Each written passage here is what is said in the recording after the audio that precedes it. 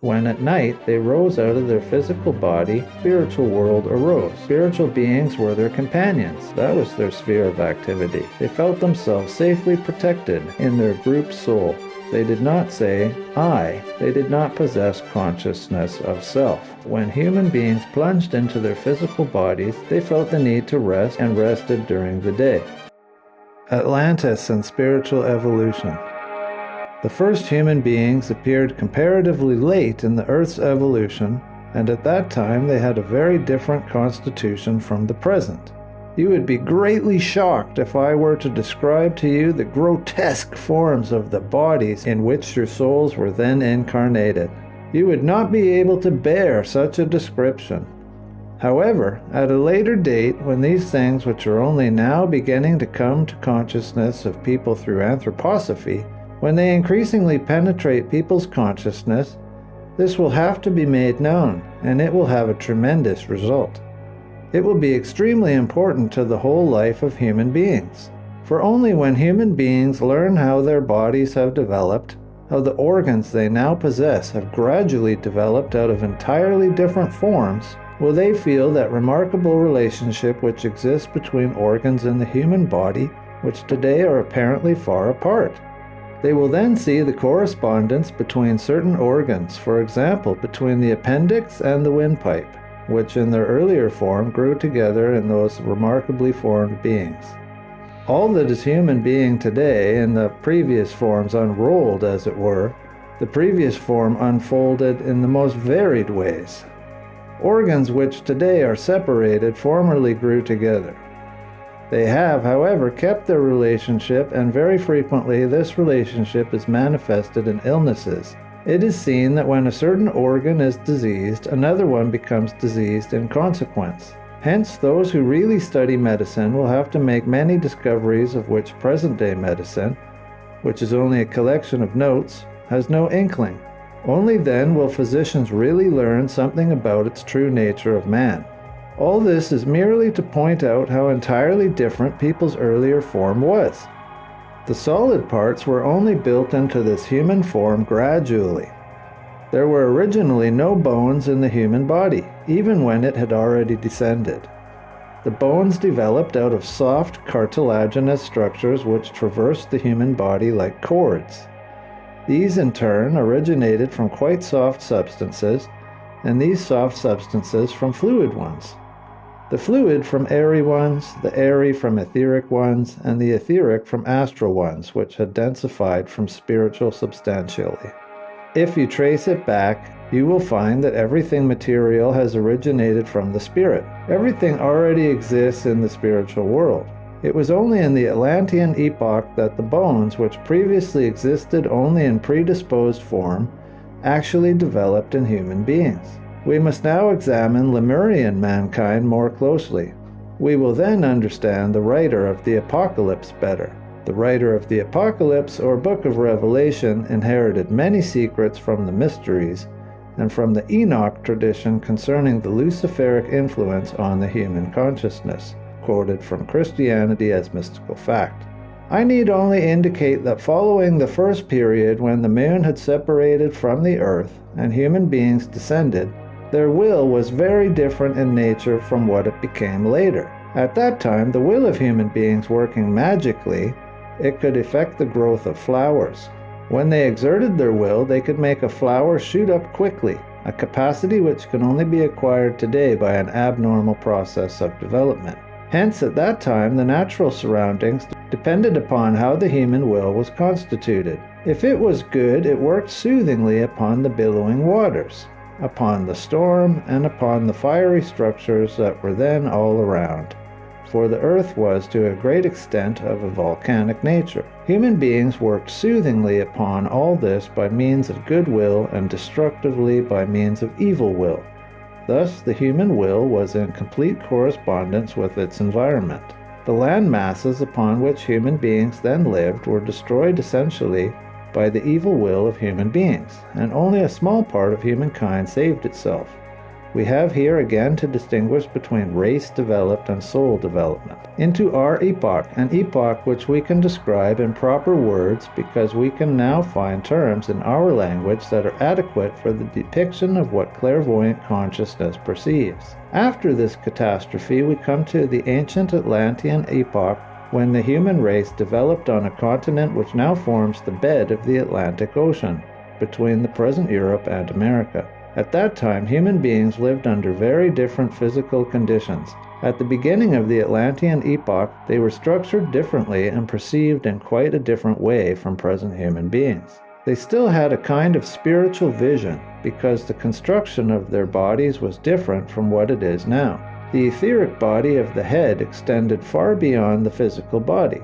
Only toward the last third of the Atlantean epoch did the projecting etheric body draw in and take the form of the present human head. Since the form of the ancient Atlanteans was so very different from that of present human beings, and the parts of their being was so differently joined together, their whole consciousness, their whole soul life was also different. And here, if we wish to understand the writer of the Apocalypse, we must touch upon a very important but mysterious chapter.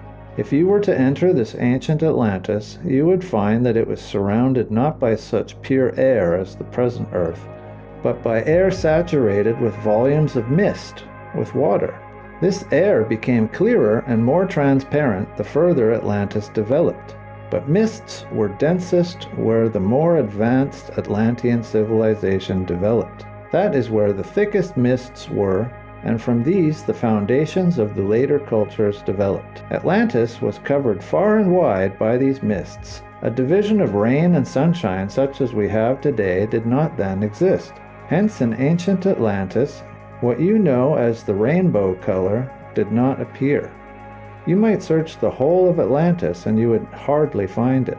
Only when the condensation of the water led to flooding, when the great flood spread itself over the earth, could the rainbow come into being physically. And this is a point where on the basis of spiritual science you will gain the greatest respect for the religious records. For when you are told that after the flood, Noah, or Manu, the representative of those who saved mankind, sees the rainbow first appear, this is really an historic event. After the flood, mankind saw the first rainbow. Previously, it was an impossibility, simply from the point of view of physics. Here you can see how profound, how literally true the religious records are today. Many people are distressed when one says that the religious records are literally true. It is quoted, however, by lazy people, not as a true statement, but because they are lazy.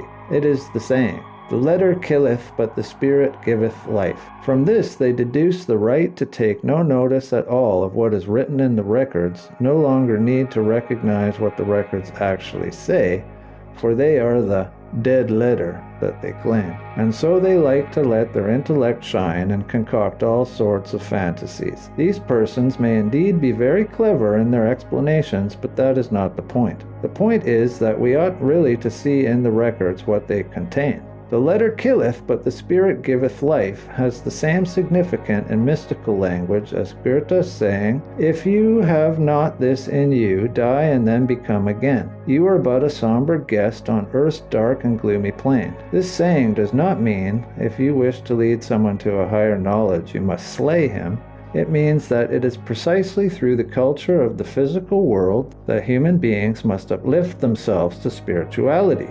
In the same way, the letter is the body of the spirit, and we must first possess and understand the letter. Then we may say that we can find the spirit in it. The letter, the understood letter, must then die so that the spirit may be resurrected from it. This saying is not an injunction to fancy anything you please about what is contained in the religious records. When we recognize the true significance of the rainbow as we have represented it, something like deep respect for the religious records penetrates our soul, and we gain an idea of how, through a deeper knowledge based on anthroposophy, human beings attain a true and genuine feeling for religious documents and a truly purposeful understanding of them. Let us look back to ancient Atlantis. We have already said that man then lived in a different state of consciousness and that his memory was different from what it is now. But the difference is much greater. If we go far back, not merely into the later period of Atlantis, but to the beginning, we find a human consciousness very different from what we possess today.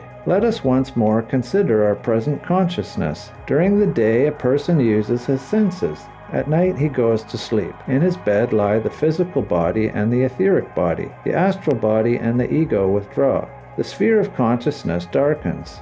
Human beings today see nothing and hear nothing. Then in the morning, when the astral body and the ego re-enter the physical body and the etheric body, physical objects once more confront them. How was it in the early Atlantean age? Let us take the moment when in the morning human beings plunged into their physical and etheric bodies. At that time they did not find a physical world around them such as we have today. All the present objects which are now seen with clear outlines were then seen as if surrounded with an aura, with colored edges quite indistinctly. In ancient Atlantis, the appearance was somewhat similar to what is now seen when in the evening there is a dense fog and you see the street lamps not clearly but surrounded by colored edges. Thus it was in early Atlantis. All objects were seen indistinctly, not with clear outlines and surfaces as today. Everything was as if enveloped in colored mist. Only gradually have clear outlines developed. Had we looked at a rose in the first part of Atlantis, it would have looked like a cloudy structure with a red disk in the middle. Only gradually did the external color appear to be laid on the surface. Only later did objects obtain sharp outlines. Hence you see that the physical world surrounding human beings was quite different in ancient Atlantis. It was also different when at night they rose out of their physical body when, shall we say, they went to sleep. Really, it was not sleep in the present sense. The entire world of the misty physical formations remained below, and a spiritual world arose. Possessing no sharp outlines, human beings lived within a spiritual world. Spiritual beings were their companions. In the first part of the Atlantean age, day and night alternated in such a way that when human beings plunged into their physical bodies, they had only hazy, indistinct pictures of the physical world. But when at night they left their physical bodies, they were able to live spiritually, although somewhat indistinctly, among spirits. They moved among spirits. And above all, people's entire life of feeling was also different in the Atlantean epoch. At that time, when they went out of their physical and etheric bodies, they did not feel fatigue and the need to rest.